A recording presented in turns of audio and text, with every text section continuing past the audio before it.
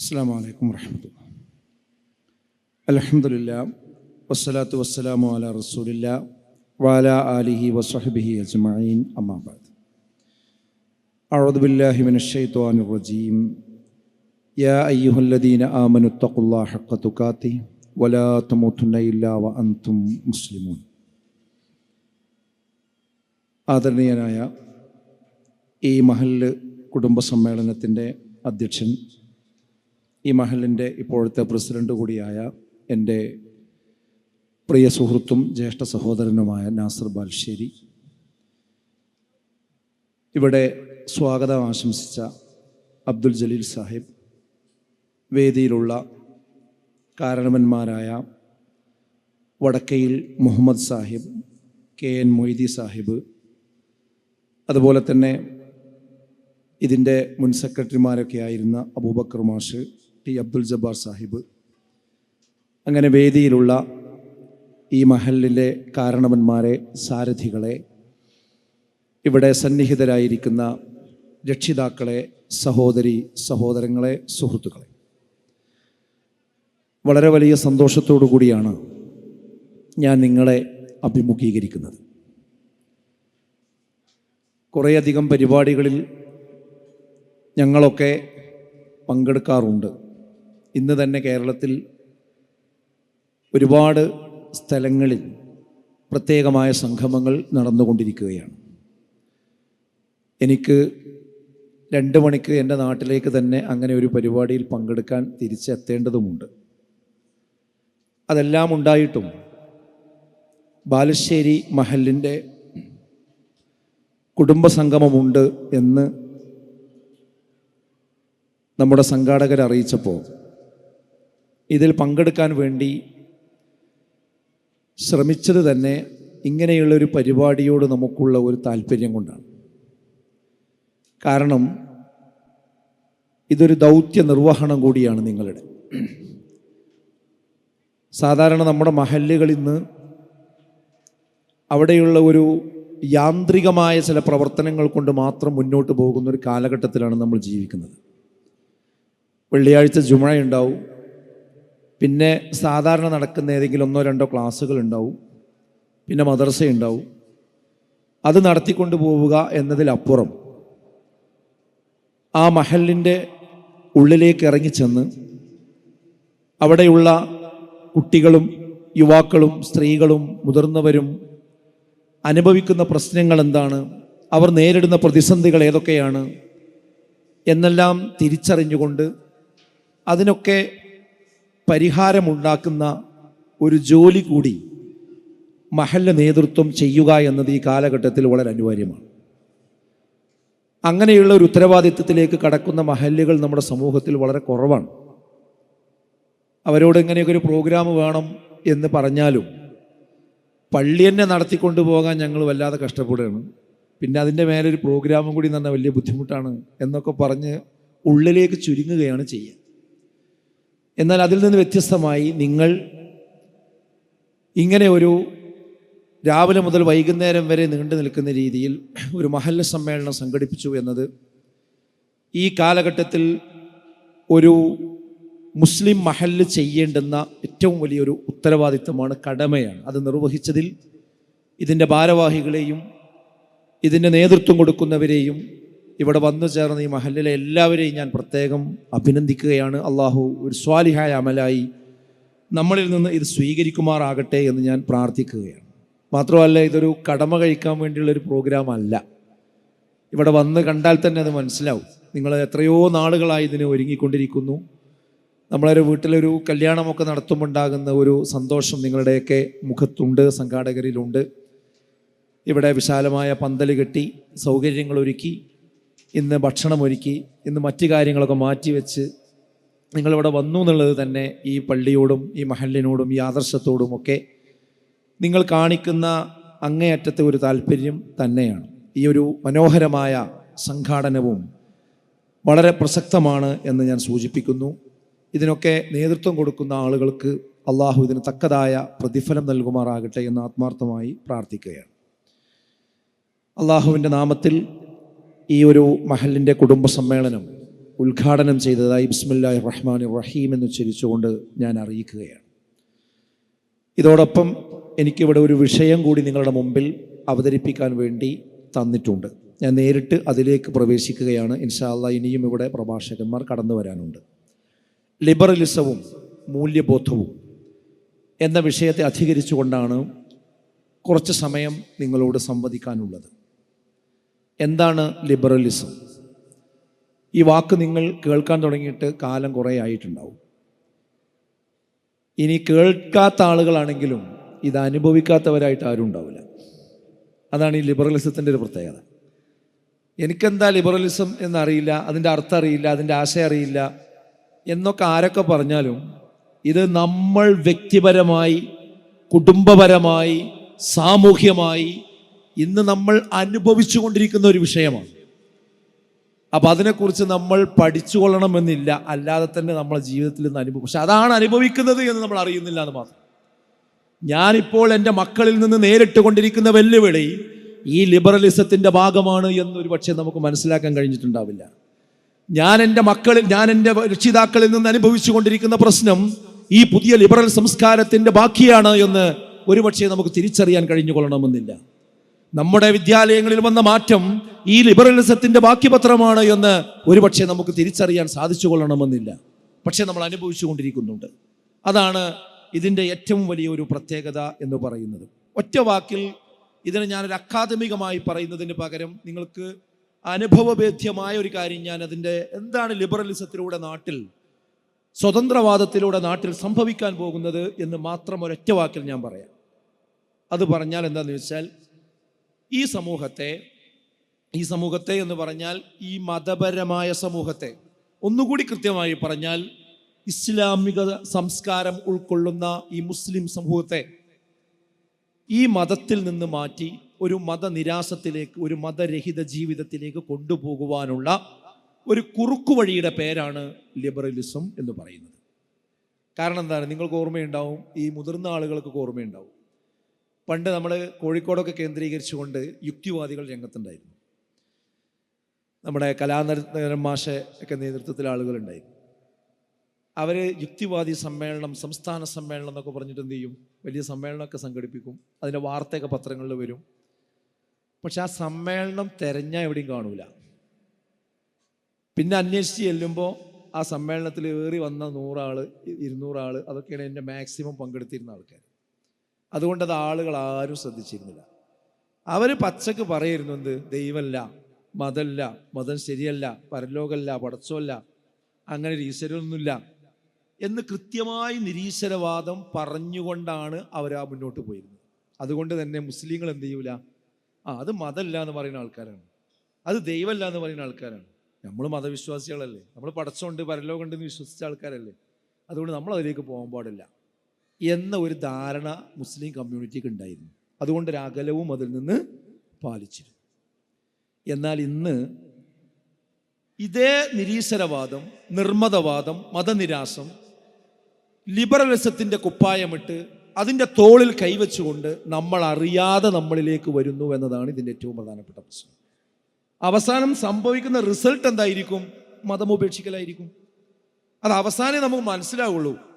പൊട്ടക്കിണറ്റിൽ ചാടിയ ശേഷം മാത്രമേ ഞാൻ കിണറ്റിൽ വീണിരിക്കുന്നു എന്ന് അറിയുകയുള്ളൂ. ആ ചാടുന്നത് വരെ നമ്മൾ വേറെന്തോ ഒരു ടൂറ് പോകണ മേനിയിലാണ് പോവുക. പോയിട്ട് ചാടിയ എന്ത് ചെയ്യും, അത് ആ കിണറ്റിൽ ചാടിയല്ലോ എന്ന് മനസ്സിലാവും. പിന്നെ നമുക്ക് തന്നെ കയറി പോരാൻ കഴിയാത്തൊരു സാഹചര്യം ഉണ്ടാവും.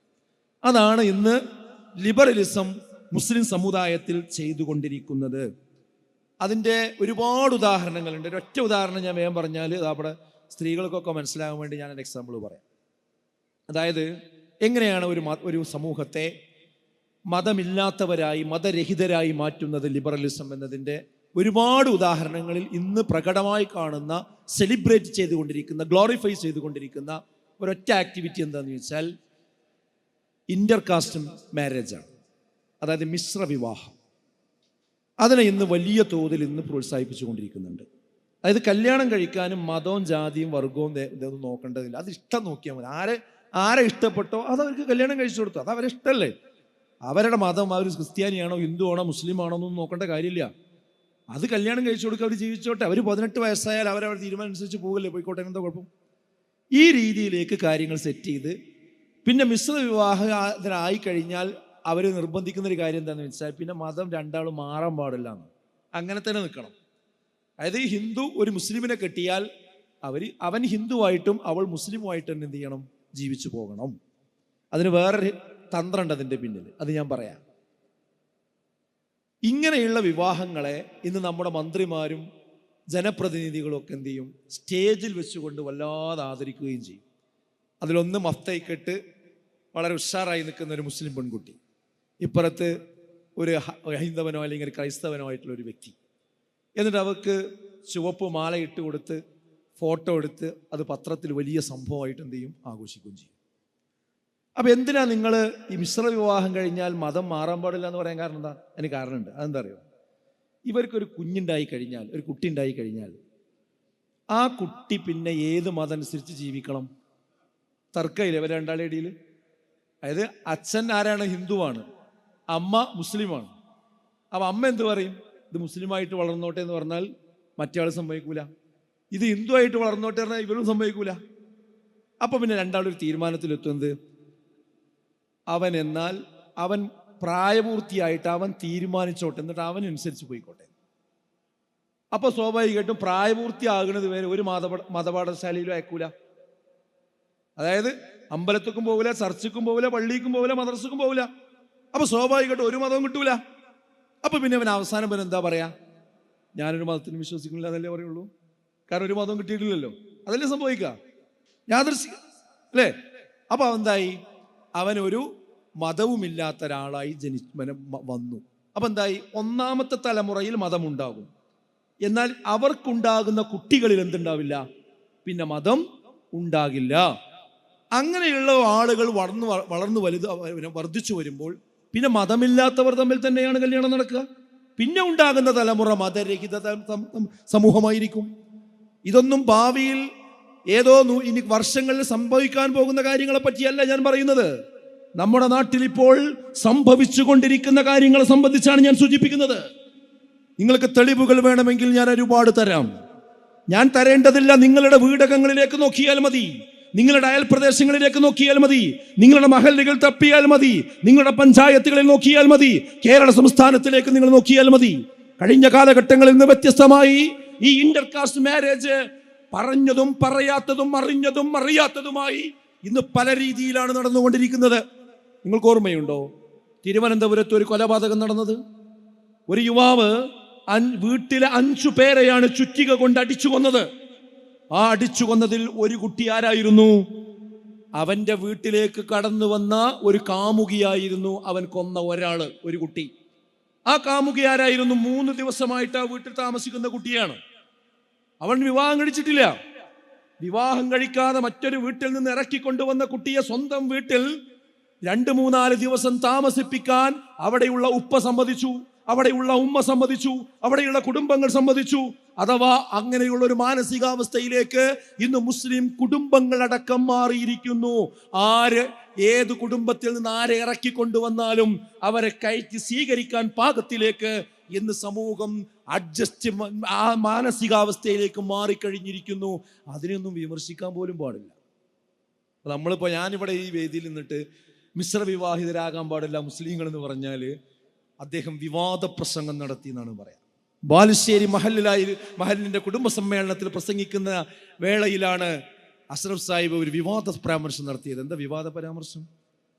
മിശ്ര വിവാഹം നടത്തുന്നത് മുസ്ലിങ്ങൾക്ക് പാടില്ല എന്ന് പറഞ്ഞത്. പാടില്ല എന്ന് പോലും പറയാൻ പാടില്ല, അപ്പം വിവാദമായത്. എന്നാൽ ഒരു കാര്യമേ അത്തരം ആളുകളോട് പറയാനുള്ളൂ. ഇസ്ലാമിന്റെ വിവാഹത്തിന്റെ കാഴ്ചപ്പാടുകൾ എന്താണ്? ഇസ്ലാമിൽ വിവാഹത്തിന് നോക്കുമ്പോൾ നിങ്ങൾ ആദ്യമായി പരിഗണിക്കേണ്ടത് നിങ്ങളുടെ ദീനാണ്, നിങ്ങളുടെ മതമാണ്, നിങ്ങളുടെ വിശ്വാസമാണ് എന്നാണ് മുസ്ലിമീങ്ങളുടെ വിശ്വാസം. അതുകൊണ്ട് വിവാഹത്തിന്റെ സന്ദർഭത്തിൽ നിങ്ങൾ മതം നോക്കണം, അവരുടെ ജീവിത രീതി പരിഗണിക്കണം എന്ന് പറയാനുള്ള അവകാശം ഇന്ത്യൻ ഭരണഘടന നമുക്ക് നൽകുന്നുണ്ട്. അതല്ലാതെ നമ്മൾ മിശ്രവിവാഹിതരായി പോകുന്ന ആൾക്കാരെ ആക്ഷേപിക്കാനും കളിയാക്കാനും തമാശയാക്കാനും അവരെ ചാപ്പയടിക്കാനൊന്നും നമ്മളാരും പോണില്ല. പക്ഷെ മുസ്ലിം സമുദായത്തിൽ നിന്ന് പോകുന്ന സഹോദരികൾ സഹോദരന്മാർ, ഇത് ചെയ്യരുത് എന്ന് മിമ്പറിൽ പറയും, കുടുംബ സമ്മേളനത്തിൽ പറയും, പൊതുയോഗത്തിൽ പറയും, ഫേസ്ബുക്കിൽ എഴുതും. അതിന് ഒരാളും ഇവിടെ മുസ്ലിം കമ്മ്യൂണിറ്റിയെ ഭീഷണിപ്പെടുത്താൻ വരേണ്ടതില്ല എന്നാണ് എനിക്ക് പറയാനുള്ളത്. അതിന് നമ്മുടെ രാജ്യം ഇവിടെ അനുവാദം നൽകുന്നുണ്ട്. പക്ഷെ കുറച്ച് ആളുകൾ ഇപ്പോൾ ഇറങ്ങിയിട്ട് ഇതൊന്നും ഞാൻ എതിർക്കാൻ പാടില്ല എന്നാണ്. അത് ഇവിടെ പറയാൻ പറ്റില്ല. ഇന്ത്യ രാജ്യമാണെങ്കിൽ, ഇതിനൊരു ഭരണഘടനയുണ്ടെങ്കിൽ, ആ ഭരണഘടനയിൽ നമ്മുടെ വിശ്വാസം അനുസരിച്ച് കൊണ്ട് ജീവിക്കാൻ അനുവാദം നൽകുന്നുണ്ടെങ്കിൽ, നമ്മുടെ മതം പ്രചരിപ്പിക്കാൻ അനുവാദം നൽകുന്നുണ്ടെങ്കിൽ അത് പറഞ്ഞിരിക്കും, അത് പറഞ്ഞേ മുന്നോട്ട് പോകുള്ളൂ.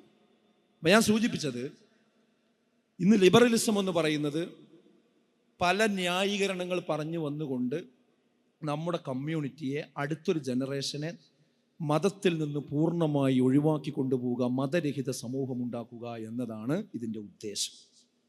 അത് നമ്മൾ തീർച്ചയായും തിരിച്ചറിയണം. എന്താ പരിഹാരം? അതാണല്ലോ ഇപ്പം നമ്മൾ മനസ്സിലാക്കേണ്ടത്. പ്രശ്നം പറഞ്ഞുകൊണ്ട് കാര്യമില്ലല്ലോ. ആ പരിഹാരത്തിന് ഒരു ഒറ്റമൂലി എനിക്ക് പറയാനുള്ളത് എന്താണെന്ന് വെച്ചാൽ, ലിബറലിസം എന്ന് പറയുന്നത് ഇഹലോകബന്ധിതമാണ്. അത് മരണത്തോടു കൂടി അവസാനിക്കുന്ന അജണ്ടയാണ്. എന്നാൽ മൂല്യബോധം എന്ന് പറയുന്നതോ അത് മരണത്തിന് ശേഷം കൂടി നീണ്ടു നിൽക്കുന്നതാണ്, അഥവാ പരലോകത്തിൽ ബന്ധിതമാണ്. അതാണ് നമ്മൾ ഇതിൽ മനസ്സിലാക്കേണ്ട പ്രധാനപ്പെട്ട ഒരു വിഷയം. അപ്പൊ ഈ മഹല്ല് സമ്മേളനത്തിൽ വന്ന എല്ലാവരോടും എനിക്ക് പറയാനുള്ളത് എന്താ, ഇത് ആരോടെങ്കിലും പ്രസംഗിക്കല്ല, ഇത് ഞാൻ നിങ്ങളോട് ഓരോരുത്തരോടുമാണ് പറയുന്നത്. നമ്മൾ ഇതിൻ്റെ ഏത് വക്താക്കളാകണോ? ലിബറലിസത്തിന്റെ വക്താക്കളാകണോ? എന്നാൽ നമുക്ക് പരലോകം ഉണ്ടാവില്ല. അതല്ല, നമ്മൾ മതപരമായ ജീവിത വീക്ഷണമുള്ളവരാകണോ? അപ്പൊ ലിബറൽ കാഴ്ചപ്പാടുകൾ മുഴുവൻ നമുക്ക് എടുക്കാനും പറ്റില്ല. ഇതിപ്പം ഇന്ന് മുസ്ലിം സമുദായം എവിടെ നിൽക്കണമെന്ന് വെച്ചാൽ, രണ്ട് തോണിയിലാ കാല്. കുറെ ഇതിലൂടെ പോവും, കുറെ ഇതിലൂടെ പോവും. ഏത് ലെവലിലാണ് പോകേണ്ടത് എന്നുള്ളതിനെ സംബന്ധിച്ച് തീരുമാനമായിട്ടില്ല. കുറെ ഈ ലിബറലുകാർ പറയുന്ന ആശയത്തിന്റെ കൂടെ പോവും, കുറെ പള്ളിക്കൊന്ന് ഹുത്തുബീന്ന് കേൾക്കുന്ന കാര്യങ്ങൾ പിന്നാലെയും പോവും. എന്നിട്ട് ആകെ കൺഫ്യൂഷനായിട്ട് നടക്കുകയാണ് ഇപ്പോൾ. അപ്പോൾ എനിക്ക് ഈ സമ്മേളനത്തിൽ വന്നവരോട് പറയാനുള്ളത്, നിങ്ങളൊരു കാര്യം തീരുമാനിക്കുക. എന്തിനാ ഈ പന്തലിട്ടത്? എന്തിനാ നിങ്ങൾ ഭക്ഷണം വെച്ചത്? എന്തിനാ ഇത്രയും ദിവസം നിങ്ങൾ സ്ക്വാഡ് വർക്ക് നടത്തിയത്? ഇതൊരു സമ്മേളനം നടത്തി പിരിച്ചുവിടാനല്ല, ചില ബോധ്യങ്ങൾ ഉണ്ടായി തിരിച്ചു പോകാനാണ്. അത് സ്വന്തം ജീവിതത്തിൽ പകർത്താനാണ്, അത് സ്വന്തം കുടുംബത്തിൽ ഉണ്ടാകാനാണ്. എന്താണ് ആ കാഴ്ചപ്പാട്? നമുക്കുണ്ടാകേണ്ട കാഴ്ചപ്പാട്, മനുഷ്യ ജീവിതം എന്ന് പറയുന്നത് ഈ ലോകത്തോടുകൂടി അവസാനിക്കുന്നതല്ല. രണ്ടാമതൊരു ജീവിതമുണ്ട്. ആ ജീവിതത്തിലാണ് എനിക്ക് സുരക്ഷയുള്ളത്. അവിടെ ഒരു സ്വർഗമുണ്ട്, അവിടെ ഒരു നരകമുണ്ട്. ആ നരകത്തിൽ നിന്ന് രക്ഷപ്പെടണം, ആ സ്വർഗത്ത് പോകണം. അതിനാണ് ഞാൻ ജീവിക്കുന്നത്. ഇതൊരു പരീക്ഷണ ഹാളാണ്. അത്രേ നമ്മൾ മനസ്സിലാക്കേണ്ടു ഈ ദുനിയാവിനെ പറ്റി. അങ്ങനെയാണ് നമ്മൾ തിരിച്ചറിയേണ്ടത്. ഞാൻ പറയുമ്പോൾ അതൊക്കെ ഇപ്പോൾ ജീവിച്ചിട്ടല്ലേ മരിക്കുക. ചില ആൾക്കാർ അങ്ങനെ പറയാം. പ്രത്യേകിച്ച് പുതിയ ജനറേഷനൊക്കെ എന്താ പറയാ, ജീവിച്ചിട്ടല്ലേ മരിക്കുക, ഇപ്പം അടിച്ചു പൊളിച്ച് ജീവിക്കുക. നിങ്ങളെ അവസാനത്തെ ഒരു 10, 80, 90 വയസ്സാകുമ്പോൾ അപ്പോൾ നോക്കാം പള്ളി മദ്രസൊക്കെ ഇപ്പം ഇങ്ങനെ അടിച്ചു പൊളിച്ച് നടക്കില്ലേ എന്ന്. അത്രക്കാരോട് എനിക്ക് പറയാനുള്ളത് എന്താണെന്ന് വെച്ചാൽ, ഞാനിപ്പോൾ ഇവിടെ പ്രസംഗിക്കുന്നുണ്ട്. ഈ പ്രസംഗം അവസാനിപ്പിക്കും എന്ന് ഉറപ്പ് പറയാൻ എനിക്കെന്ത് ഗ്യാരണ്ടി ഉള്ളത്? നിങ്ങളിവിടെ ഇരിക്കുന്നുണ്ട്, ഇന്ന് വൈകുന്നേരം വരെ ഇവിടെ നിങ്ങൾ ഇരിക്കുന്ന ഉറപ്പ് പറയാൻ എന്ത് ഗ്യാരണ്ടി ഉള്ളത്? എത്ര അനുഭവങ്ങളാണ് സുഹൃത്തുക്കളെ നമ്മുടെ മുമ്പിലൂടെ കടന്നുപോയത്. ഓരോ ദിവസവും പത്രങ്ങളിൽ വരുന്ന വാർത്തകൾ നോക്കൂ നിങ്ങൾ, വാട്സപ്പിൽ വരുന്ന മരണ സന്ദേശങ്ങൾ നോക്കൂ നിങ്ങൾ, അല്ലേ? നിസ്കരിക്കാൻ നിൽക്കുമ്പോൾ പെട്ടെന്ന് കുഴഞ്ഞു വീണ് മരിക്കുന്നു, സ്ട്രോക്ക് വരുന്നു, അറ്റാക്ക് വരുന്നു. ഇന്ന് 40 വയസ്സിൻ്റെ 60 വയസ്സിൻ്റെ ഇടയിലുള്ള ആളുകൾക്കാണ് കൂടുതൽ സ്ട്രോക്ക് വന്നുകൊണ്ടിരിക്കുന്നത്, അല്ലേ? അറ്റാക്ക് വന്നുകൊണ്ടിരിക്കുന്നത്. ഇശാ നമസ്കാരത്തിന് പള്ളിയിൽ നിന്ന് ഇറങ്ങുമ്പോൾ പരസ്പരം കണ്ട് സലാം പറഞ്ഞ് നാളെ ഉച്ചയ്ക്ക് കാണാമെന്നും പറഞ്ഞു കണ്ട് പിരിഞ്ഞ ആളാണ് സുബൈക്ക് പിന്നെ ഫോൺ വരുന്നത്. എന്ത്? അദ്ദേഹം നേരെ കടന്നു, പിന്നെ രാവിലെ പോയി വിളിച്ചു നോക്കുമ്പോൾ അനങ്ങളില്ല. എത്ര പെട്ടെന്ന് ആളുകൾ നമ്മളിൽ നിന്ന് പോയത്. നമ്മളെ കുടുംബത്തിൽ എത്ര ആളുകൾ നമ്മളെ വിട്ടു പിരിഞ്ഞു പോയി. അള്ളാഹു അവരുടെ കബറിടമൊക്കെ വിശാലമാക്കി കൊടുക്കുമാറാകട്ടെ. സുഹൃത്തുക്കൾ, അതുപോലെ നമ്മൾ എപ്പോഴും അവിടുന്ന് പോവുക എന്ന് പറയാൻ കഴിയില്ല. അത്രക്ക് നിസ്സാരന്മാരാണ് നമ്മൾ ഓരോരുത്തരും. നമുക്ക് തോന്നുകയാണ് നമ്മളെല്ലാ കാലത്തും ഇവിടെ അങ്ങനെ ഉണ്ടാവും. ഇല്ല. എന്താ വിശുദ്ധ ഖുർആൻ മരണത്തെക്കുറിച്ച് പറഞ്ഞത്? ഖുൽ ഇന്നൽ മൗതല്ലദീ തഫിറൂന മിൻഹു ഫഇന്നഹു മുലാഖീകും. നിങ്ങൾ ഓടി അകന്നുകൊണ്ടിരിക്കുന്ന ആ മരണമുണ്ടല്ലോ, ആ മരണത്തിന്റെ പ്രത്യേകത പറയുന്ന നോക്കി നിങ്ങൾ. നിങ്ങൾ ഓടി അകന്നുകൊണ്ടിരിക്കുന്ന ആ മരണമുണ്ടല്ലോ, അത് നിങ്ങളെ കണ്ടുമുട്ടുക തന്നെ ചെയ്യും. ثم تردون إلى عالم الغيب والشهادة. ആ മരണത്തോടുകൂടി അത് അവസാനിക്കുമായിരുന്നുവെങ്കിൽ ഈ ബാലുശ്ശേരി പള്ളി നമ്മൾ ഉണ്ടാക്കേണ്ടിയിരുന്നില്ല. മരണത്തോടുകൂടി ജീവിതം അവസാനിക്കുമായിരുന്നുവെങ്കിൽ ഈ കുടുംബ സമ്മേളനം ഇവിടെ സംഘടിപ്പിക്കേണ്ടിയിരുന്നില്ല. മരണത്തോടുകൂടി ഇത് അവസാനിക്കുമായിരുന്നുവെങ്കിൽ എടത്തനാട്ടുകരയിൽ നിന്ന് ഞാൻ ഇവിടെ വന്ന് പ്രസംഗിക്കേണ്ടിയിരുന്നില്ല. സുഹൃത്തുക്കളെ, മരണത്തോടുകൂടി ജീവിതം തുടങ്ങുകയാണ്. ആ ദൃശ്യവും അദൃശ്യവും അറിയുന്ന അള്ളാഹുവിലേക്ക് നമ്മൾ മടക്കിക്കൊണ്ടുപോകും. നിങ്ങൾ ചെയ്ത ഓരോ കാര്യത്തെ പറ്റിയും വിവരമറിയിക്കുന്ന ദിവസം നാളെ വരാനുണ്ട്. അതുകൊണ്ടാ സുഹൃത്തുക്കളെ നമ്മൾ ഈ കാര്യങ്ങളൊക്കെ അവർ ചെയ്യാനുള്ള കാരണം. അപ്പോൾ മരിക്കുന്നുള്ള കാര്യം ഉറപ്പാണ്, രണ്ടാമത് എഴുന്നേറ്റ് വരും എന്നുള്ള കാര്യം ഉറപ്പാണ്. ആർക്കെങ്കിലും സംശയം ഉണ്ടാ കാര്യം? ഞാനത് വിശദീകരിക്കണില്ല, പക്ഷെ നിങ്ങൾ ഓർത്തു വെക്കണം. ആ അടിക്കൽ ഇളകിയതാണ് ഈ ലിബറലിസത്തിന്റെ പിന്നാലെ പോകാനുള്ള പ്രധാനപ്പെട്ട കാരണം. അതതിന്റെ പ്രധാനപ്പെട്ട കാരണം. മരിച്ച രണ്ടാമത് വരും ശരിക്കും ഉറപ്പിച്ച് മനസ്സിലാണ് വെച്ചോളി. ആർക്കെങ്കിലും സംശയമുണ്ടോ? എന്താ തെളിവ്? നിങ്ങളോട് ഇപ്പോൾ ഒരാൾ ചോദിക്കണം, നിങ്ങൾ ബസ്സിൽ യാത്ര ചെയ്യാം, ഒരു മറ്റു സമുദായത്തിൽപ്പെട്ട ഒരാൾ അടുത്തിരിക്കുന്നുണ്ട്, പരിചയപ്പെട്ടു, അപ്പോൾ പേര് പറഞ്ഞപ്പോൾ നമ്മൾ മുസ്ലിം പേരാ. അപ്പോൾ അയാൾ ചോദിക്കണം, നിങ്ങൾ ഈ പരലോകമുണ്ട്, രണ്ടാമതൊരു ജീവിതം ഉണ്ട് എന്നൊക്കെയാണല്ലേ നിങ്ങളെ വിശ്വാസം, എന്താ അതിനൊരു തെളിവ് പറയാനുള്ളത് എന്ന് നമ്മളോടൊരാൾ ചോദിച്ചു എന്ന് കരുതുക, നിങ്ങൾ എന്താ മറുപടി അറിയാം? ഒന്ന് ആലോചിക്കേ. നമ്മളെ അടിസ്ഥാനാണിത്.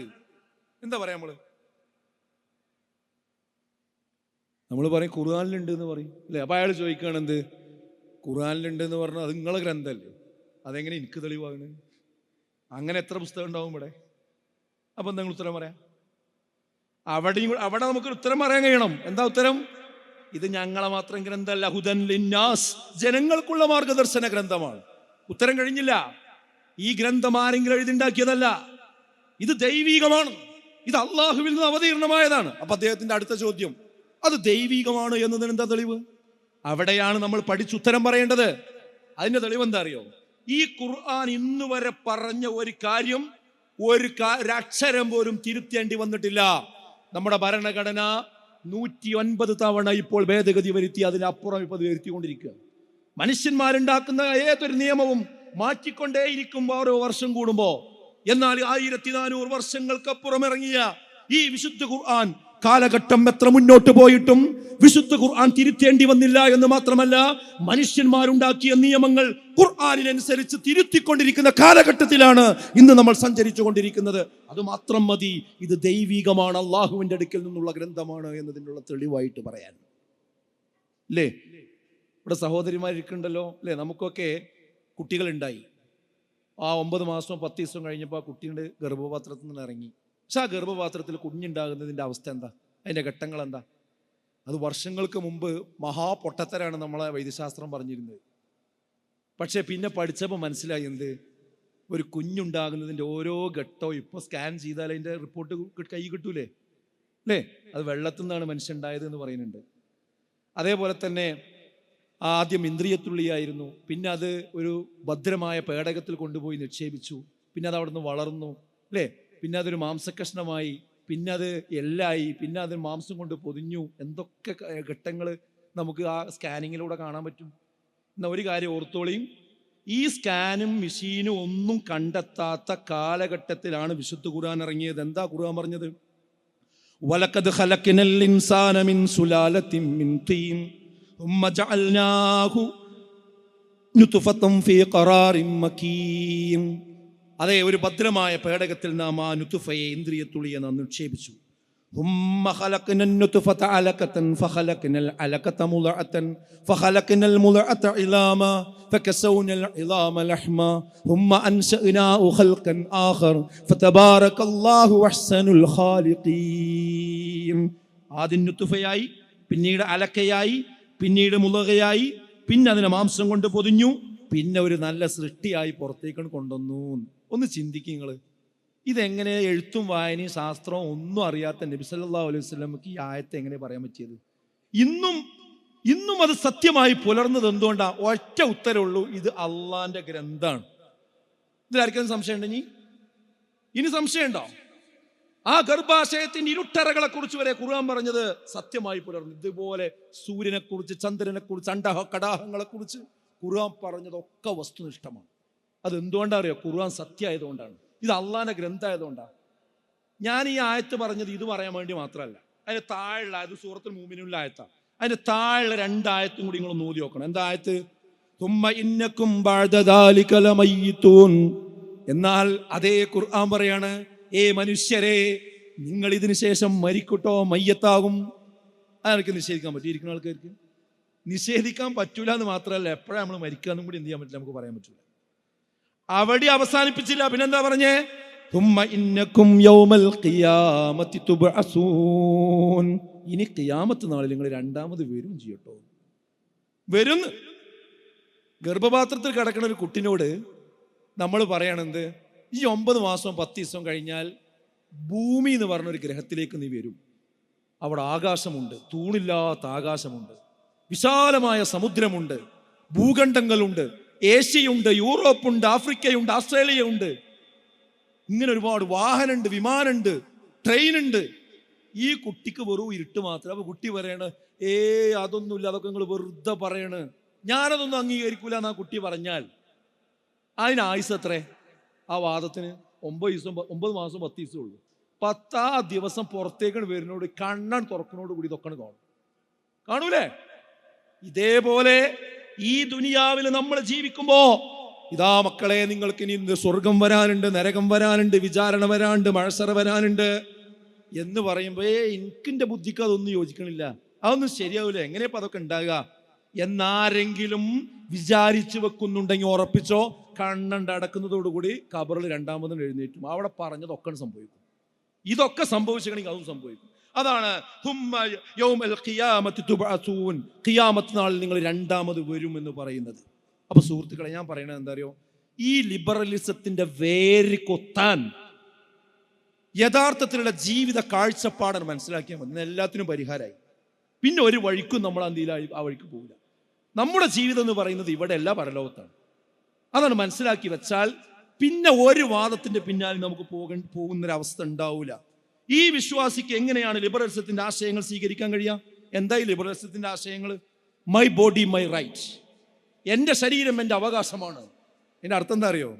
ഇന്നാരും നിയന്ത്രിക്കാനൊന്നും വരണ്ട, വാപ്പയായാലും വേണ്ടില്ല, അമ്മയായാലും വേണ്ട, ആരായാലും വേണ്ടില്ല, എനിക്ക് എൻ്റെ ശരീരം എൻ്റെ അവകാശം, അതുകൊണ്ട് ഞാൻ തോന്നിയ മാതിരി ചെയ്യുന്നു. ഇപ്പോൾ ലഹരിക്കെതിരെ നമ്മൾ ബോധവൽക്കരിക്കുന്നുണ്ട്. എന്താ ബോധവൽക്കരിക്കുക? ഇപ്പോൾ ഒരു പോലീസുകാരനെ വിളിച്ചിട്ട് ലഹരിക്കെതിരെ ക്ലാസ് എടുക്കാൻ പറഞ്ഞാൽ എന്താ പറയുക അറിയോ? ആ ലഹരി ഉപയോഗിച്ചാൽ ഉണ്ടാകുന്ന പ്രശ്നങ്ങൾ പറയും. വായിൽ ക്യാൻസർ വരും, നിങ്ങളെ പാൻക്രിയാസ് അടിച്ചു പോകും, ആകെ പ്രശ്നമാവും, അതിൻ്റെ ചിത്രമൊക്കെ കാണിച്ച് പേടിപ്പിക്കും. പക്ഷേ ഈ പുതിയ തലമുറ ഉണ്ടല്ലോ, ഈ മൈ ബോഡി മൈ റൈറ്റ് എന്നുള്ള ആശയം ഉൾക്കൊണ്ട ആൾക്കാർ ഇത് കണ്ടിട്ട് ചിരിക്കുക ചെയ്യുക. അതിനെന്താ? എൻ്റെ ശരീരം എൻ്റെ അവകാശമല്ലേ? ഞാനാണ് ലഹരി ഉപയോഗിച്ചിട്ട് നിങ്ങളാ പറഞ്ഞ മാതിരി എൻ്റെ ഹൃദയവും എൻ്റെ കരകളൊക്കെ പോകണീന്ന് പോയിക്കോട്ടെ, അത് പോണത് വരെ ഞാൻ അടിച്ചു പൊളിച്ച് ജീവിക്കും, എന്നിട്ടാണ് മരിച്ചു പോകും. അതിനകത്ത് നിങ്ങൾക്ക് എന്താ പ്രശ്നം? ഇവിടെ പുതിയ തലമുറ ഉള്ളത്, അവരോട് ഈ ട്യൂഷൻ കൊടുത്തിട്ടൊന്നും കാര്യമില്ല. മനസ്സിലായോ? അവിടെ ഒരൊറ്റ കാര്യം പറയാനുള്ളൂ, എന്ത്? പരലോകമുണ്ട് എന്ന് ബോധ്യപ്പെട്ടാൽ അവന് പിന്നെ അതും പോലും. അപ്പോൾ മനസ്സിലാകും എന്ത്?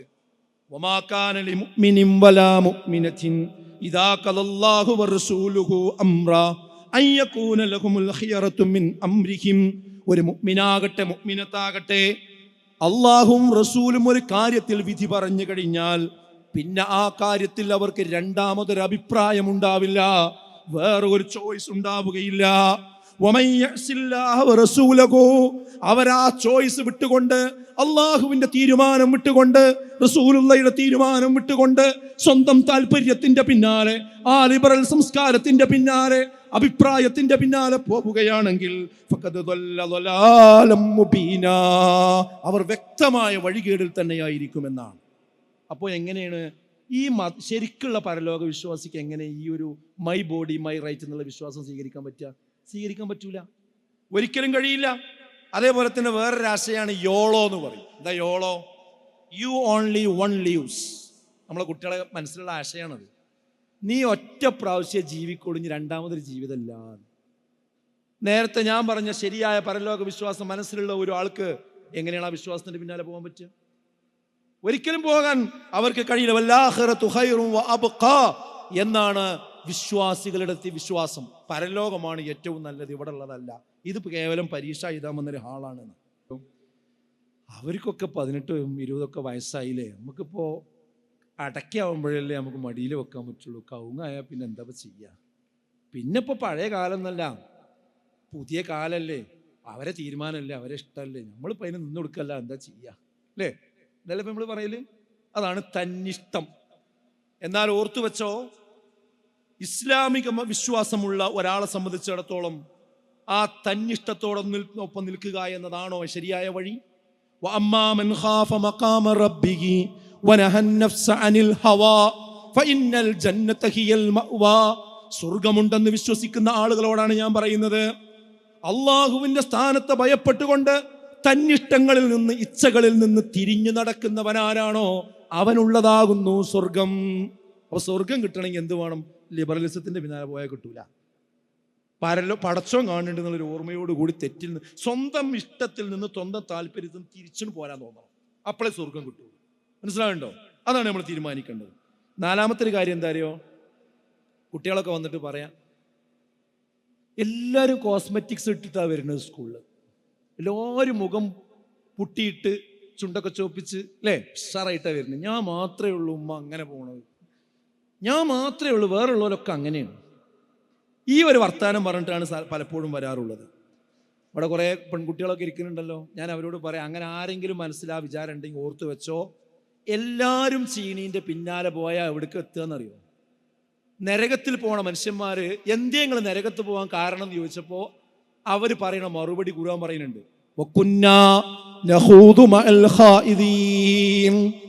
ഞങ്ങൾ ഒഴുകുന്നവരോടൊപ്പം ഒഴുകി, പോകുന്നവരോടൊപ്പം പോയി, എല്ലാവരും ചെയ്യുന്നത് ഞങ്ങൾ ചെയ്തു, അങ്ങനെയാണ് ഞങ്ങൾ അവസാനം നരകത്തിലെത്തിയത്. പിന്നെ എല്ലാവരും ചെയ്തു എന്നുള്ളത് കൊണ്ടൊരു കാര്യം സത്യമാകുമോ? ഒരിക്കലും നല്ലതും ചീത്തയും സമമാവുകയില്ല. തിന്മയുടെ ആധിക്യം നിന്നെ അമ്പരിപ്പിച്ചാലും ശരി, 100,000 ആളുകളുണ്ട്, അതിൽ ഒരാൾ ഒഴിച്ച് ബാക്കിയുള്ളവരെല്ലാം ആ തിന്മ ചെയ്താലും ഒരിക്കലും ആ തിന്മ നന്മയാവുകയില്ല എന്നാണ് വിശുദ്ധ ഖുർആൻ പറയുന്നത്. നിങ്ങൾ അല്ലാഹുവിനെ സൂക്ഷിക്കണം, യാ ഉലുൽ അൽബാബ്, ചിന്തിക്കുന്നവരെ നിങ്ങൾ അല്ലാഹുവിനെ സൂക്ഷിക്കണം, ലഅല്ലക്കും തുഫ്ലിഹൂൻ, അവർക്കാണ് വിജയം ഉണ്ടാകുക എന്നുള്ളതാണ്. പിന്നെയോ, ഈ പരലോക വിശ്വാസമുള്ള ആളുകൾക്ക് ജെൻഡർ ന്യൂട്രൽ വേഷം ധരിക്കാൻ പറ്റുമോ? ജെൻഡർ ന്യൂട്രൽ എന്ന് പറയുമ്പോൾ കേരളത്തിന്റെ മുമ്പിൽ ആദ്യം വരുന്ന പേര് ബാലുശ്ശേരി എന്നാണ്. ബാലുശ്ശേരി ഹൈസ്കൂൾ എന്നാണ്. അങ്ങനെ ഒരു കറുത്ത പുള്ളി നിങ്ങളുടെ നാടിനുണ്ട്. അത് നിങ്ങളുടെ നാടിന്റെ മാത്രം കുഴപ്പമല്ല, അവിടെ ന്യൂസായി എന്ന് മാത്രമേ ഉള്ളൂ, വേറുള്ളടത്തൊന്നും ന്യൂസ് വന്നില്ല എന്ന് മാത്രമേ ഉള്ളൂ. എന്തേ നിങ്ങൾ അതിനെതിരിൽ സമരം നടത്തിയപ്പോൾ ഉണ്ടായത്? മുസ്ലിം കുട്ടികൾ തന്നെ എന്താ അതിട്ടാ കുഴപ്പമെന്ന് ചോദിക്കുന്ന രക്ഷിതാക്കളെ കണ്ടില്ലേ നിങ്ങൾ അല്ലേ? പത്രക്കാരെ മുമ്പിൽ വന്ന് പറഞ്ഞില്ലേ? അതേ 2 ബൈനറി ഇവിടെ ഉണ്ടാക്കിയിരിക്കുകയാണ്. ഒന്ന് ഇതൊക്കെ പറ്റുന്നവരും ഒന്ന് പറ്റാത്തവരും. ഈ രീതിയിലേക്ക് കാര്യങ്ങൾ ക്രമീകരിച്ചു കൊണ്ടിരിക്കുകയാണ്. എന്നാൽ മനസ്സിലാക്കുക, പരലോക വിശ്വാസം ഉണ്ടെങ്കിൽ, അള്ളാഹുവിനെ റസൂലിനെ അംഗീകരിക്കുന്നുണ്ടെങ്കിൽ എന്താ അതിനെക്കുറിച്ച് അള്ളാഹിന്റെ റസൂൽ പറഞ്ഞത്? ലഅന റസൂലുള്ളാഹി സ്വല്ലല്ലാഹു അലൈഹി വസല്ലം, അള്ളാഹിന്റെ റസൂൽ ശപിച്ചിരിക്കുന്നു, അർറജുല യൽബസു ലിബസത്തൽ മർഅ, ഒരു പുരുഷൻ സ്ത്രീയുടെ വസ്ത്രം ധരിക്കുന്നത്, വൽ മർഅതു തൽബസു ലിബസത്തർ റജുൽ, ഒരു സ്ത്രീ പുരുഷന്റെ വസ്ത്രം ധരിക്കുന്നത്, അള്ളാഹിന്റെ റസൂൽ അവരെ ശപിച്ചിരിക്കുന്നു എന്നാണ്. എന്താ നമ്മുടെ തലമുറ പറയുന്നത്? അള്ളാഹിന്റെ ശാപം കിട്ടിയാലും പ്രശ്നമില്ല, റസൂലുള്ളാഹിയുടെ ശാപം കിട്ടിയാലും പ്രശ്നമില്ല, ഞാൻ പുരുഷന്റെ വേഷം ധരിച്ചിരിക്കുമെന്നല്ലേ ഇന്ന് നമ്മുടെ മുസ്ലിം പെൺകുട്ടികൾ അവരുടെ ജീവിതം കൊണ്ട് തെളിയിച്ചു കൊണ്ടിരിക്കുന്നത്. അവരെ മാത്രം കുറ്റം പറഞ്ഞതുകൊണ്ട് കാര്യമില്ല. ഇത് ടെക്സ്റ്റൈൽസിൽ നിന്ന് വാങ്ങിക്കൊടുക്കുന്നതാരാ? ബില്ല് കൊടുക്കുന്നതാരാ? ഈ 13 വയസ്സുകാരിയായ 15ഉം 18ഉം 20ഉം വയസ്സായ ആ കുട്ടിക്ക് എവിടെയാണ് വരുമാനം? അത് നമ്മളല്ലേ കൊടുക്കുന്നത്? നല്ലോണം ആലോചിച്ച്, അള്ളാന്റെ റസൂലിന് ശാപം കിട്ടുന്ന ഡ്രസ് കൊണ്ടാണ് നമ്മൾ നടക്കുന്നത്. ആലോചിച്ച് നോക്കി നിങ്ങൾ, എന്താ അവസ്ഥ? ഇതാണ് ലിബറലിസം ഞാൻ വീട്ടിലുണ്ട് എന്ന് പറഞ്ഞത്. ഇതാണ് കുട്ടികൾ വാശി പിടിക്കുന്നത്. എത്രത്തോളം നമ്മുടെ കുട്ടികളുടെ തലയിൽ ഈ ആശയം അടിച്ചേൽപ്പിക്കപ്പെട്ടിട്ടുണ്ട് എന്ന് നിങ്ങളൊന്ന് ആലോചിച്ചു നോക്കൂ. അതേപോലെ തന്നെ പരലോകത്തിൽ ഉറച്ചു വിശ്വസിക്കുന്ന ഒരു പെൺകുട്ടിക്ക് എങ്ങനെയാണ് സോളോ ട്രിപ്പ് നടത്താൻ പറ്റുക? എന്താ പെൺകുട്ടികളെ, മുസ്ലിം പെൺകുട്ടികളുടെ അവസ്ഥ എന്താ അറിയോ?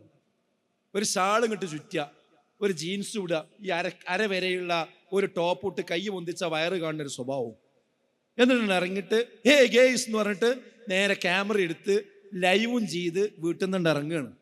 എന്നിട്ടോ ഞാൻ ഡൽഹിയിലേക്ക് പോവുകയാണ്, ഒറ്റയ്ക്ക് പോവുകയാണ്, സോളോ ട്രിപ്പ്, ഒറ്റയ്ക്ക് പോവുക. എന്നിട്ട് പോണ വഴിക്കൊക്കെ ഇങ്ങനെ കാണിച്ച് ഞാൻ അവിടെ കയറി ഭക്ഷണം കഴിച്ചു, അങ്ങനെയാക്കി ഇങ്ങനെയാക്കി എന്ന് പറഞ്ഞ് ഇത് ആഘോഷിക്കുക. ഇതിന് ലൈക്ക് അടിച്ചുകൊണ്ട് നമ്മളെ പെൺകുട്ടികൾ പിന്നാലെ കൂടുകയും ചെയ്യാം. എങ്ങനെയാണ് ഒരു മുസ്ലിം പെൺകുട്ടിക്ക് അത് ചെയ്യാൻ പറ്റുക? പരലോകത്തിൽ വിശ്വാസമുള്ളവരോടാ ഞാൻ പറയുന്നത്, സ്വർഗത്തിലും നരകത്തിലും വിശ്വാസമുള്ളവരോടാ ഞാൻ പറയുന്നത്. എന്താ റസൂലുള്ള പറഞ്ഞത്? ഒരു മുസ്ലിം സ്ത്രീ ദീർഘയാത്ര നടത്തുമ്പോൾ മഹറമിന്റെ കൂടെയല്ലാതെ യാത്ര ചെയ്യാൻ പാടില്ല. നിയമമുണ്ട് അവിടെ. പക്ഷെ ആ നിയമം കാറ്റിൽ പറത്തിക്കൊണ്ടല്ലേ മുന്നോട്ട് പോകുന്നത്. നമ്മുടെ വീട്ടിലേക്ക് ലിബറലിസം വന്നോ? ഓരോരുത്തർ ആലോചിക്കുക, ഈ ചിന്തയുള്ള കുട്ടികൾ നമ്മുടെ വീട്ടിലുണ്ടോ? ആലോചിക്കേണ്ട വിഷയമാണ്. ഒരാണും പെണ്ണും ഒറ്റക്കാവാൻ പാടില്ല. ഖുർആൻ ഇസ്ലാമിന്റെ കൽപ്പനയാണത്. ഒറ്റക്കായാൽ സാലിസുഹുമ അശ്ശൈത്വാൻ, മൂന്നാമനായി അവിടെ ശൈത്താൻ ഉണ്ടാവുന്ന, മൂന്നാമനായി അവിടെ ശൈത്താൻ ഉണ്ടാവും. അതാണ് ഇന്ന് നാട്ടിൽ കണ്ടുകൊണ്ടിരിക്കുന്നത്. പക്ഷേ ഒറ്റപ്പെടുന്ന സ്വഭാവങ്ങൾ പലപ്പോഴും ഉണ്ടായിക്കൊണ്ടിരിക്കുന്നില്ലേ? ഈ കോസ്മെറ്റിക് സാധനങ്ങളുടെ വലയത്തിലല്ലേ ഇന്ന് നമ്മുടെ കുട്ടികൾ? ഈ ആയത്ത് അംഗീകരിക്കുന്ന ഒരു കുട്ടിക്ക് അത് ചെയ്യാൻ പറ്റുമോ? വഖർന ഫീ ബുയൂതികുന്ന വലാ തബറജ്ന തബറുജൽ ജാഹിലിയ്യത്തിൽ ഊലാ. നിങ്ങൾ ഒരിക്കലും തന്നെ നിങ്ങളുടെ വീടുകളിൽ നിങ്ങൾ അടങ്ങി ഒതുങ്ങി കഴിയണം. വളരെ അത്യാവശ്യമായ അനിവാര്യമായ കാര്യങ്ങൾക്ക് മാത്രമേ പുറത്തേക്ക് പോകാൻ പാടുള്ളൂ എന്നാണ് ഇസ്ലാമിന്റെ തത്വം. പക്ഷെ അതൊക്കെ കാറ്റിൽ പറത്തി പുറത്തേക്ക് പോകാൻ അജണ്ട ഉണ്ടാക്കുകയാണ് അല്ലേ? സ്കൂളും കോളേജും പഠനമൊക്കെ കഴിഞ്ഞു വന്നാലും പിന്നെ രാത്രി മാറ്റി ഒരുങ്ങിയിട്ട് എൻ്റെ സുഹൃത്തുക്കൾ വരും, ഫ്രണ്ട്സ് വരും, ഞങ്ങൾ അങ്ങാടി പോവുകയാണ്. വീട്ടിൽ നിന്ന് ഭക്ഷണം കഴിച്ചാൽ ശരിയാവില്ല, അവിടെ പോയി ഭക്ഷണം കഴിച്ചാലേ ശരിയാവുള്ളൂ. അവിടെ ഒരു കല്യാണം ഉണ്ട്, ആ കല്യാണം അടുത്ത ആഴ്ചയാണ്, അതിൻ്റെ 3 ദിവസം മുമ്പ് തന്നെ അങ്ങോട്ട് പോവുക. ഓരോ ഗ്യാങ് ആയിട്ട് പോവുക. പെൺകുട്ടികളെ തുറന്നാണ് വിടുകയാണ്. ഈ ബാലുശ്ശേരി മഹലിലെ ഈ ഉമ്മമാരോടാണ് ഞാൻ പറയുന്നത്, നിങ്ങളുടെ മക്കൾ പെൺകുട്ടികളെ പ്രത്യേകിച്ച് അങ്ങനെ അങ്ങ് കയറൂരി കല്യാണമാണ്, സൽക്കാരാണ്, പാർട്ടിയാണെന്നും പറഞ്ഞ് ദിവസങ്ങളോളം തണ്ടാൻ വിടുന്ന സ്വഭാവമൊക്കെ നിർത്തണം. അത് പറയാൻ തന്നെയാണ് നമ്മൾ ഈ മഹല്ല് കുടുംബ സമ്മേളനം വിളിച്ചിരിക്കുന്നത്. ആ പോക്ക് പോകുമ്പോൾ എന്താ സംഭവിക്കുന്നത്? സംഭവിക്കേണ്ടതൊക്കെ സംഭവിച്ച് കഴിഞ്ഞിട്ടുണ്ടായിരിക്കും. തർക്കിക്കൊന്നും വേണ്ട കാര്യത്തിൽ. ആ ജാഹിലിയ്യ കാലഘട്ടത്തിൽ ആളുകളെ സൗന്ദര്യ പ്രകടനം നടത്തുന്നത് പോലെ നിങ്ങൾ സൗന്ദര്യ പ്രകടനം നടത്തരുത് എന്ന് ഖുർആന്റെ ആയത്താ. ആ ആയത്തൊക്കെ അവിടെ നിന്നോട്ടെ എന്നുള്ള രൂപത്തിലല്ലേ നമ്മുടെ കുട്ടികൾ മുന്നോട്ട് പോകുന്നത്? ഇതാണ് നമ്മൾ കണ്ടുകൊണ്ടിരിക്കുന്നത്. ഇന്ന് മഫ്തയും ഹിജാബുമാണെന്ന് ചർച്ചാ വിഷയം. ആരാണ് മഫ്തക്കെതിര്? ആ സ്കൂൾ അധികൃതർ മാത്രമാണോ? ഫേസ്ബുക്കിൽ ഇതിനെതിരിൽ പോസ്റ്റ് ഇടുന്ന ആളുകൾ മാത്രമാണോ? ഞാൻ പറയും അവർ മാത്രമല്ല, അവർ കൂടി കാരണമാണ്. അവർ മാത്രമല്ല, ഇതിന്റെ പ്രതികളെ 1-ാം പ്രതിയും 2-ാം പ്രതിയും ആര് എന്ന ചോദ്യം ചോദിച്ചാൽ ഞാൻ നിർഭയമായി പറയും 1-ാം പ്രതി മുസ്ലിം കമ്മ്യൂണിറ്റിയാണ് എന്ന്. ഞാൻ പരസ്യമായി പറയും 1-ാം പ്രതി രക്ഷിതാക്കളാണ് എന്ന്. ഞാൻ ഉറക്കെ പറയും മുസ്ലിം പെൺകുട്ടികളാണ് എന്ന്. ഹിജാബ് അഴിച്ചു വെച്ചുകൊണ്ട് മാത്രമേ സ്കൂളിലേക്ക് വരാൻ പറ്റുകയുള്ളൂ എന്ന് സ്കൂൾ നിയമം ഉണ്ടാക്കിയപ്പോ ഒരു കുട്ടി പറഞ്ഞു, എനിക്ക് ഹിജാബ് ഇടണമെന്ന് പറഞ്ഞു, എനിക്ക് ഹിജാബ് ധരിച്ചേ ഞാൻ പോവുകയുള്ളൂ എന്ന് പറഞ്ഞു. പക്ഷേ ആ കുട്ടിയുടെ ശബ്ദം ഒറ്റപ്പെട്ടതായിരുന്നു. ആ സ്കൂളിൽ നിന്ന് വിരലിലെണ്ണാവുന്ന രക്ഷിതാക്കൾ മാത്രമാണ് ആ കുട്ടിയുടെ കൂടെ നിന്നത്. മുസ്ലിം രക്ഷിതാക്കൾ മാത്രമാണ് കൂടെ നിന്നത്. ബാക്കിയുള്ള മുസ്ലിം രക്ഷിതാക്കൾ അവരുടെ കുട്ടികളെ ഇന്നലെ കൂടി ഇനി നാളെ കൂടി അവർ പറഞ്ഞയക്കുന്നത് ആ ഗേറ്റിന് അപ്പുറത്ത് വെച്ച് ഊരിക്കൊണ്ട് ഉള്ളിലേക്ക് പ്രവേശിക്കുന്ന രീതിയിൽ തന്നെയാണ്. അഥവാ മതവിശ്വാസവും തന്റെ ധാർമ്മിക വിശ്വാസവും തന്റെ ദീനും തന്റെ പ്രൊഫഷനും തന്റെ ജോലിയും തന്റെ വിദ്യാഭ്യാസവും നേർക്കുനേർ വന്നാൽ ഏതിനാണ് മുന്ന് മുസ്ലിം കമ്മ്യൂണിറ്റി പ്രാധാന്യം കൊടുക്കുന്നത്? നമ്മുടെ വിദ്യാഭ്യാസത്തിനാണ്. വിദ്യാഭ്യാസം എന്ന് പറയുന്നത് എന്താ? മതം ഒഴിവാക്കിയാലും വേണ്ടില്ല, ദീൻ ഒഴിവാക്കിയാലും വേണ്ടില്ല, മഫ്ത അഴിച്ചു വെച്ചാലും വേണ്ടില്ല, ഹിജാബ് ഇല്ലാതെയായാലും വേണ്ടില്ല. പിന്നെയോ +2-നും അതുപോലെ തന്നെ ഹൈസ്കൂളിലും പഠിക്കുന്ന പെൺകുട്ടികളുടെ മുട്ടുവരെയുള്ള പാവട ഇട്ടുകൊണ്ടല്ലേ പലരും പോകുന്നത്? ഒരു പ്രശ്നം തോന്നുന്നുണ്ടോ? എന്താ ഇസ്ലാമിന്റെ ഹിജാബ്? ആ ഹിജാബ് അവിടെ മാറ്റിവെക്കാൻ ഒരു പ്രശ്നം തോന്നുന്നില്ലല്ലോ. അപ്പൊ ഒരേ സ്കൂളിൽ തന്നെ ഒരു കുട്ടി പ്രയാസം പറയുമ്പോൾ അതിനേക്കാളും നൂറിലധികം മുസ്ലിം രക്ഷിതാക്കളുടെ കുട്ടികൾ അതിൽ യാതൊരു പ്രശ്നമില്ലാതെ പോകുന്നു. അവരാരും ഗേറ്റിൽ തടയുന്നില്ല. എല്ലാ സൗകര്യങ്ങളുമുണ്ട്. വിവാഹത്തിന് വരുമ്പോൾ ആരെങ്കിലും ഗേറ്റിങ് തടയലുണ്ടോ? ഉണ്ടോ? മഫ്തയ്ക്ക് ഊരി വെച്ചുകൊണ്ട് കയറുന്ന ആരെങ്കിലും പറയലുണ്ടോ? ഇല്ലല്ലോ. പക്ഷെ ആ കല്യാണത്തിന് വരുമ്പോൾ എത്ര മക്കളുടെ പുതിയ ജനറേഷന്റെ തലയിൽ മക്കനുണ്ട്? ആരാണ് അവരുടെ മക്കനെ ഊരി വെപ്പിച്ചത്?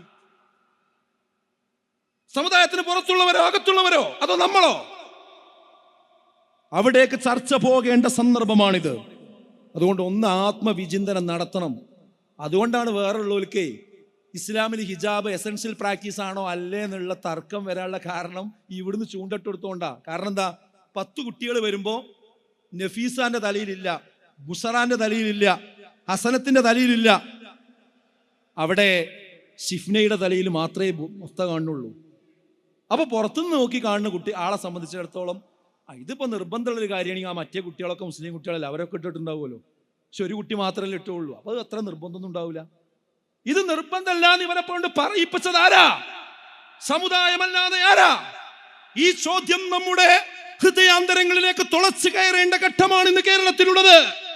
ഈ സമയത്ത് പോലും ആ ചോദ്യം നമ്മളെ അസ്വസ്ഥപ്പെടുത്തുന്നില്ല എങ്കിൽ അടുത്ത കാലത്തൊന്നും നമുക്ക് ഈ പ്രശ്നത്തിൽ നിന്ന് രക്ഷപ്പെടാൻ കഴിയുമെന്ന് ഒരാളും വിചാരിക്കേണ്ടതില്ല.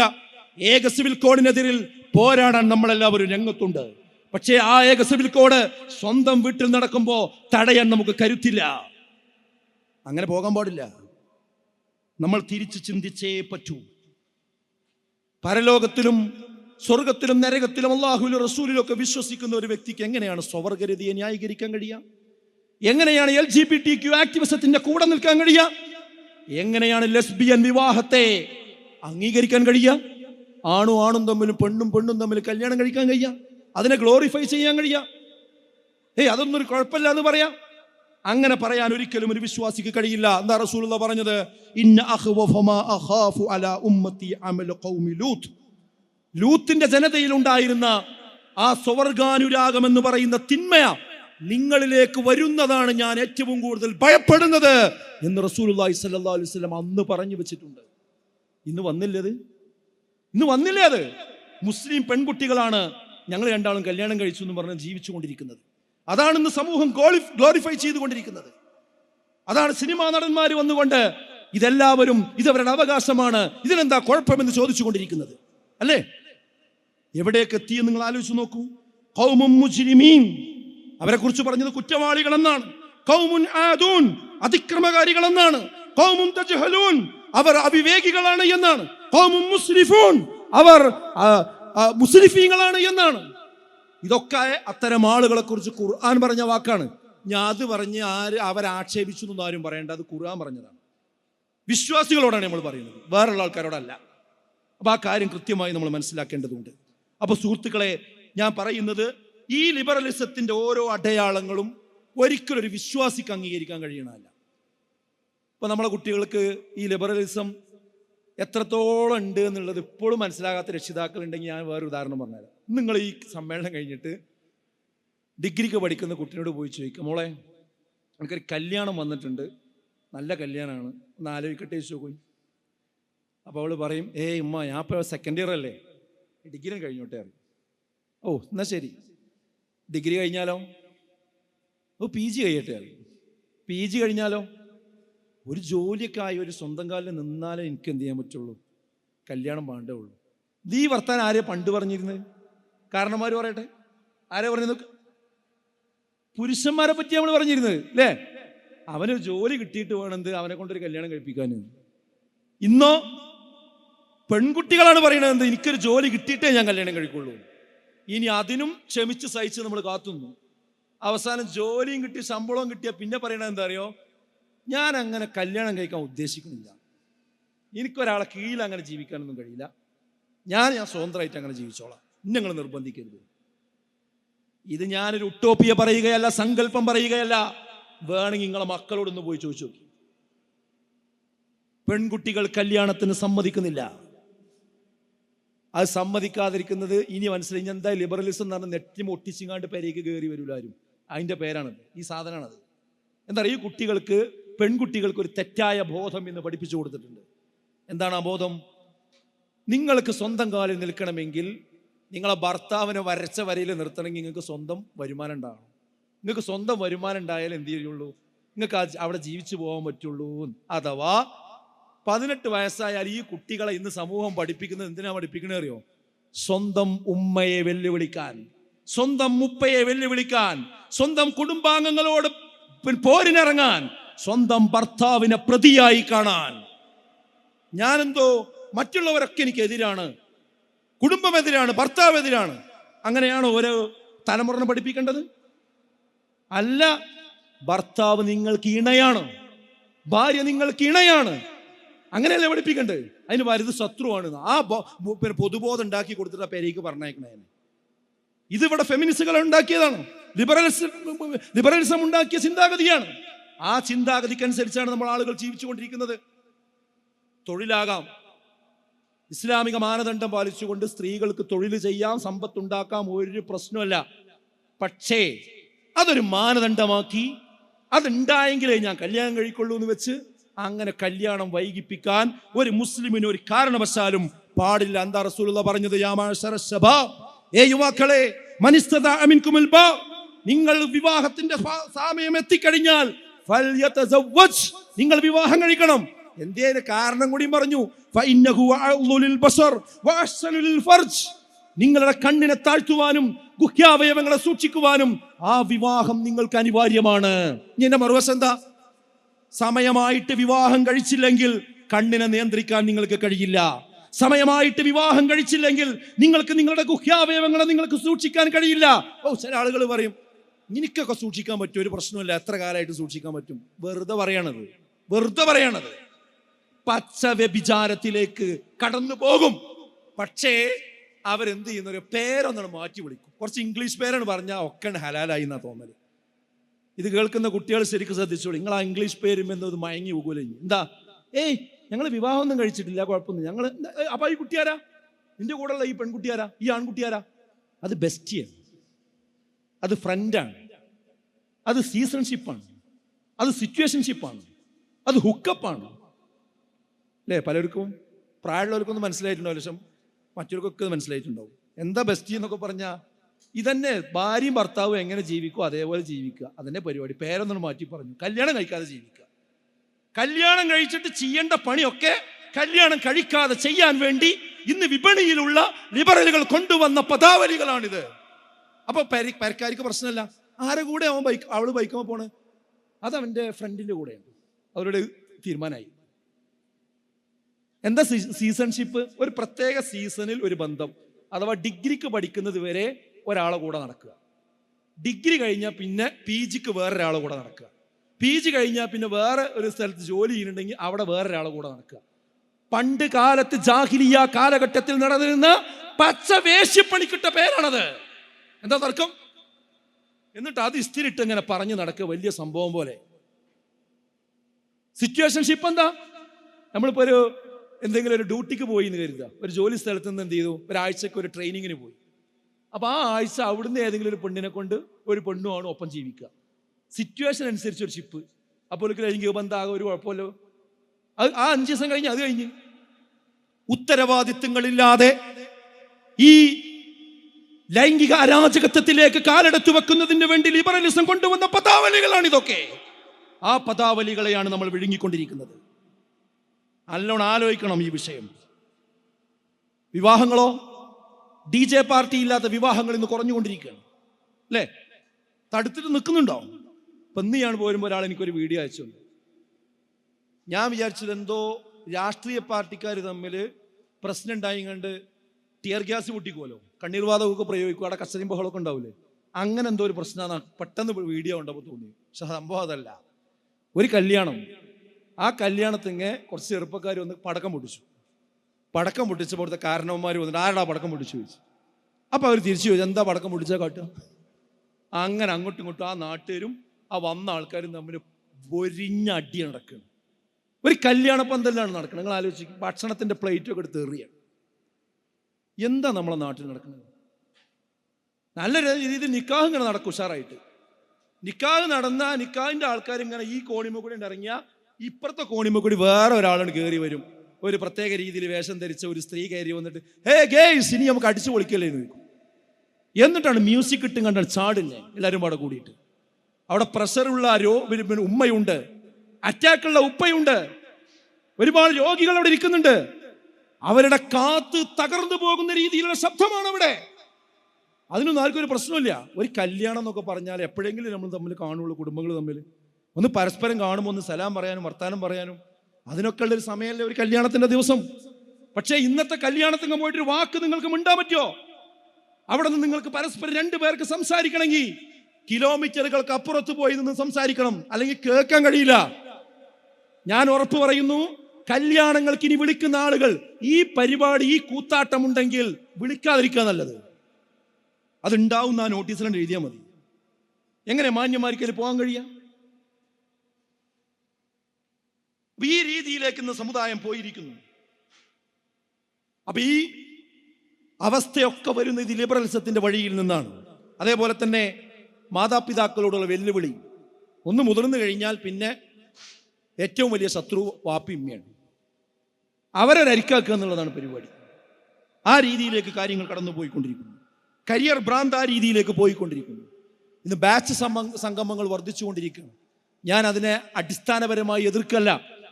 ഏതെങ്കിലും സമയത്ത് പഠിച്ച ആളുകൾ ഒരുമിച്ച് കൂടുന്നതും സൗഹൃദം പങ്കിടുന്നതും എന്തെങ്കിലും സഹായങ്ങൾ ഉണ്ടാക്കുന്നതും അതിൽ പ്രയാസമുള്ള ആൾക്കാരെ സഹായിക്കുന്നതൊന്നും തെറ്റാണ് എന്ന് അഭിപ്രായമേ ഇല്ല. പക്ഷേ അത് ഇന്ന് അതിരി കവിഞ്ഞ് പോയി 1-ാം ക്ലാസ് പഠിച്ച ആൾക്കാർ വരെ ബാച്ച് സംഗമം സംഘടിപ്പിക്കുന്ന അവസ്ഥ. എന്നിട്ട് അതൊക്കെ അവസാനം എല്ലാ പുഴയും സമുദ്രത്തിലേക്ക് എന്ന് പറഞ്ഞതുപോലെ എല്ലാ സംഗമങ്ങളുടെ അവസാനത്തിൽ ഈ DJ പാർട്ടിയും ഡാൻസും പരിപാടിയാണ്. അതിൽ ഈ മുതിർന്ന ആൾക്കാർ എന്നോട് ക്ഷമിക്കണം എന്ന് പറഞ്ഞുകൊണ്ട് പറയട്ടെ, ഇന്ന് പ്രായമുള്ളവരും ഇപ്പോൾ ഈ പരിപാടിയിൽ കുറവൊന്നുമല്ല. പ്രായമുള്ളവരെ സംഗമം നോക്കിയാലും അതിൻ്റെ റീൽസ് പരിശോധിച്ച് നോക്കിയാലും 70 വയസ്സുള്ള 60 വയസ്സുള്ള മാഷും ടീച്ചറും നിന്നുകൊണ്ട് ചാട് തന്നെയാണ് അല്ലേ? ഇപ്പം അടുത്തൊരു വിവാഹ വാർഷികത്തിൻ്റെ ഒരു റീൽസ് കണ്ടു. ആരോ ഒരാൾ അയച്ചെന്നതാണ്. അപ്പം എന്താ സംഭവം എന്നറിയോ? 70 വയസ്സോളമായി എത്തിയ രണ്ടാളുകൾ തമ്മിൽ അവരാദ്യമായിട്ട് കല്യാണം കഴിക്കുന്ന അന്നത്തെ രീതിയിലുള്ള ഡ്രസ്സിട്ട് മാലയൊക്കെ ചാർത്തി വിവാഹ വാർഷികം ആഘോഷിക്കുക. എന്നിട്ട് പേരക്കുട്ടികൾ മക്കളൊക്കെ നിന്നുകൊണ്ട് കൈയൊട്ടുക, ചാടിക്കളിക്കുക. നിങ്ങൾ ആലോചിച്ചോണ്ട് മണിയറയ്ക്ക് രണ്ടാളെയും കൊണ്ടുപോയി ആക്കുക. ആരെ? ഈ 60-70 വയസ്സുള്ള മനുഷ്യന്മാരെ. അപ്പം അതൊരു ടീം ചെയ്താൽ അത് മറ്റൊരു പിന്നെയും ചെയ്യാം. എന്താണ് നമ്മൾ അവസ്ഥകളെന്ന് ആലോചിച്ച് നോക്കി. എവിടേക്കാണ് നമ്മൾ പോണത്? ഇങ്ങനെ ഓരോ പേര് പറഞ്ഞ് ആഘോഷത്വരയുടെ പിന്നാലെ പോകുന്ന സാഹചര്യമാണ് നമ്മൾ കാണുന്നത്. ഞാൻ അവസാനിപ്പിക്കുകയാണ്. ഈ ലിബറലിസത്തിൻ്റെ ആഴക്കടൽ പറഞ്ഞാൽ തീരാത്തത്രയുണ്ട്. എന്താ അതിന് പരിഹാരം? ഇത് കേൾക്കുമ്പോൾ നല്ല ബേജാർ എല്ലാവർക്കും ഉണ്ടാവും. കുറച്ച് മതബോധമുള്ളവർക്ക് ബേജാറുണ്ടാവും. ഇനി പരിഹാരമുണ്ട്. എന്താ പരിഹാരം എന്നറിയോ? ആ പരിഹാരത്തിൻ്റെ പേരാണ് ഈ ബാലുശ്ശേരി ജുമാ മസ്ജിദ് എന്ന് പറയുന്നത്. ആ പരിഹാരത്തിൻ്റെ പേരാണ് ഇവിടെ നടക്കുന്ന ജുമുഅ ഖുതുബ എന്ന് പറയുന്നത്. ആ പരിഹാരത്തിൻ്റെ പേരാണ് ഇവിടെ നടക്കുന്ന മദ്രസ എന്ന് പറയുന്നത്. ആ പരിഹാരത്തിൻ്റെ പേരാണ് ഖുർആൻ ഹദീസ് ലേണിംഗ് സ്കൂൾ എന്ന് പറയുന്നത്. ആ പരിഹാരത്തിൻ്റെ പേരാണ് കണ്ടിന്യൂസ് റിലീജിയസ് എഡ്യൂക്കേഷൻ എന്ന് പറയുന്നത്. അഥവാ ഇവിടെ നടക്കുന്ന മതപരമായ ഓരോ കാര്യങ്ങൾക്കും നമ്മുടെ കുട്ടികൾ പങ്കെടുക്കുന്നുണ്ട് എന്ന് ഉറപ്പുവരുത്തുക. നമ്മുടെ ഭാര്യമാർ പങ്കെടുക്കുന്നുണ്ട് എന്ന് ഉറപ്പുവരുത്തുക. ജുമുഅക്ക് നേരത്തെ വരിക, ഖുതുബകൾ ശരിക്ക് കേൾക്കുക. അതിനാണ് പള്ളി. ലിബറലിസത്തിന്റെ കൊടുങ്കാറ്റ് ആഞ്ഞടിച്ച് വീശുമ്പോ നമുക്ക് പിടിച്ചു നിൽക്കുവാനുള്ള പിടിവള്ളിയുടെ പേരാണ് ബാലുശ്ശേരി ജുമാഅത്ത് പള്ളി എന്ന് പറയുന്നത്. ഈ മതനിരാസത്തിന്റെ കുത്തൊഴുക്കിൽ നമ്മൾ ഒഴുകിപ്പോകുമ്പോ നമുക്ക് പിടിച്ചു നിൽക്കുവാനുള്ള വേരിന്റെ പേരാണ് ഇവിടെയുള്ള മദ്രസ എന്ന് പറയുന്നത്. ഇതിനോടൊപ്പം ചേർന്ന് നിൽക്കുക. ഈ കൊടുങ്കാറ്റിൽ ആടിയുലയാതിരിക്കാൻ ഈ കൂട്ടായ്മയോടൊപ്പം നമ്മൾ ചേർന്ന് നിൽക്കുക. അതാണ് ഈ മഹല്ല് സമ്മേളനത്തിൽ എനിക്ക് പറയാനുള്ളത്. ഈ ഒരു കാലഘട്ടത്തിൻ്റെ വെല്ലുവിളികളെ നേരിടാൻ നമ്മൾ ആത്മീയമായി തയ്യാറാകണം. അതിനൊറ്റ മാർഗ്ഗമേ ഉള്ളൂ. ഈ ക്ലാസ്സുകളും കാര്യങ്ങളും ഒക്കെ നമ്മൾ കേൾക്കുക, നമ്മളെ മക്കൾ കേൾക്കുക, എല്ലാവരും കേൾക്കുന്നുണ്ടെന്ന് ഉറപ്പ് വരുത്തുക. ഇതിന് നേരം കൊടുക്കുക, ഇതിന് പ്രയോറിറ്റി കൊടുക്കുക. ഇതേ ഒരു മാർഗ്ഗമുള്ളൂ. പിന്നെ നമ്മളെപ്പോഴാണ് മരിക്കുക നമുക്ക് പറയാൻ കഴിയില്ല. എല്ലാവരോടും എനിക്ക് സൂചിപ്പിക്കാനുള്ളത്, ദീനീ പ്രബോധനം എന്ന് പറയുന്നത് ഒരിക്കലും ഒരു വാശിയല്ല. ഇതെന്താണ്? ഇത് നമുക്ക് നാളെ പരലോകത്ത് ജയിക്കാനുള്ള ഒരു പ്രവർത്തനം മാത്രമാണ്. അത് നമ്മളെല്ലാവരുടെ കാര്യത്തിലും വേണം. ഇന്നെല്ലാം ഒരു വാശിയായി മാറിക്കൊണ്ടിരിക്കുകയാണ്. അങ്ങനത്തെ ഒരു വാശിപ്പുറത്ത് ചെയ്യേണ്ട കാര്യങ്ങളല്ല നമ്മുടെ ദഅ്വാ പ്രവർത്തനങ്ങൾ. ആ ഒരു കാര്യം നമുക്ക് നല്ല ഓർമ്മ വേണം. നമ്മുടെ ദീനും അനുസരിച്ച് പോവുക. നമ്മൾ ഇന്ന് മരിച്ച് ഈ പള്ളിയിൽ മയ്യത്ത് കൊണ്ടുവന്ന് വെച്ചിട്ട് അവിടെ വെച്ച് ഖത്തീബോ അല്ലെങ്കിൽ കുടുംബക്കാരോ പറയണത് ഇദ്ദേഹവുമായിട്ട് എന്തെങ്കിലും പ്രശ്നം ഉണ്ടെങ്കിൽ എല്ലാവരും നിങ്ങൾ വിട്ടു പുറത്തു കൊടുക്കണം എന്ന് പറയുമ്പോൾ ആത്മാർത്ഥമായിട്ട് ആളുകൾക്ക് നമ്മളോട് ഒരു വിഷമവും ഇല്ലാത്തൊരവസ്ഥ, അങ്ങനത്തെ ഒരു സാഹചര്യം ഉണ്ടാക്കിയിട്ട് വേണം നമ്മൾ മരിച്ചു പോകാൻ. ഒന്നും ബാക്കിയാക്കരുത്. ഏതെങ്കിലും സമയത്ത് അങ്ങോട്ടോ ഒക്കെ നമ്മൾ പറഞ്ഞു പോവുകയോ എന്തെങ്കിലും ചെയ്തിട്ടുണ്ടെങ്കിൽ അതൊക്കെ എന്ത് ചെയ്യണം? ഒക്കെ അങ്ങോട്ട് പൊരുത്തപ്പെടിച്ച് എപ്പോഴാണ് നമ്മൾ ഇവിടുന്ന് പോവുക എന്ന് പറയാൻ കഴിയില്ല. നമുക്ക് പോകുമ്പോൾ തെളിഞ്ഞ ഹൃദയത്തോടു കൂടി ആളുകൾ നമുക്ക് അല്ലാഹു മഗ്ഫിർ ലഹു എന്ന് പ്രാർത്ഥിക്കാൻ പറ്റുന്നൊരു അന്തരീക്ഷം ഉണ്ടാക്കണം. ഞാനത് പറയാൻ കാരണം എന്താ വെച്ചാൽ പല നാടുകളിലും കാണുന്നത് ഇത്ര കാലം ഉണ്ടാക്കിയ ബന്ധങ്ങളൊക്കെ നിസ്സാരമായ പ്രശ്നത്തിൻ്റെയും വാശിയുടെയും ഒക്കെ പേരിൽ അതൊക്കെ ഇല്ലാതെയായി അവസാനം എല്ലാവരാലും വെറുക്കപ്പെട്ട് മരിച്ചു പോകുന്നൊരു സാഹചര്യം ഒരിക്കലും ഉണ്ടാകരുത്. അതൊരു ദുര്യോഗമാണ്, മനുഷ്യന്മാരുടെ ദുര്യോഗമാണ്. അതുകൊണ്ട് വളരെ സ്നേഹത്തോടു കൂടി, ഐക്യത്തോടു കൂടി, യോജിപ്പോടു കൂടി മുന്നോട്ട് പോവുക. അതിൽ അള്ളാഹു നമുക്ക് എല്ലാവർക്കും തൗഫീക്ക് നൽകി അനുഗ്രഹിക്കുമാറാകട്ടെ. റബ്ബനാ ആതിനാ ഫിദ്ദുനിയ ഹസനത്തൻ വഫിൽ ആഖിറതി ഹസനത്തൻ വഖിനാ അദാബന്നാർ. ആമീൻ യാ അർഹമർ റഹീം.